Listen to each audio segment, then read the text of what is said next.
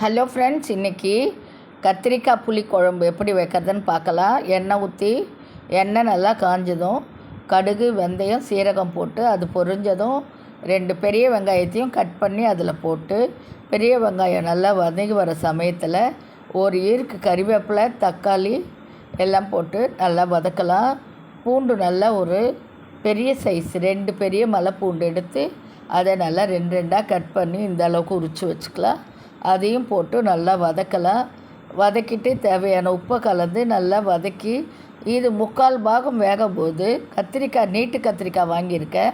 அதை 2 கட் பண்ணி 4 2 பாகமாக வெட்டி 4 கட் பண்ணி வச்சுருக்கேன்.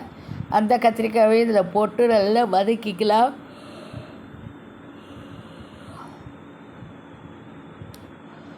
நல்லா வதக்கிட்டு இது கத்திரிக்காய் இந்த எண்ணெயிலே 3/4 பாகம் நல்லா வதங்கட்டும். அதன் பிறகு ஒரு 2 ஸ்பூன் தேவைக்கு நம்மளுக்கு காரம் எவ்வளோ தேவையோ அந்த அளவுக்கு மிளகாத்தூள் போட்டு தண்ணி ஊற்றி மூடி வச்சிடலாம்.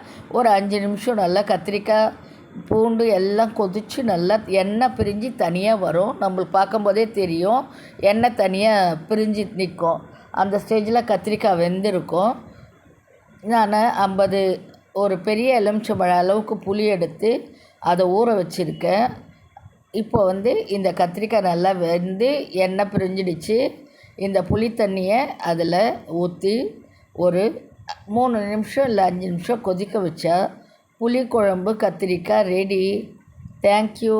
மறக்காமல் என்னோடய சேனலை சப்ஸ்கிரைப் பண்ணுங்கப்பா.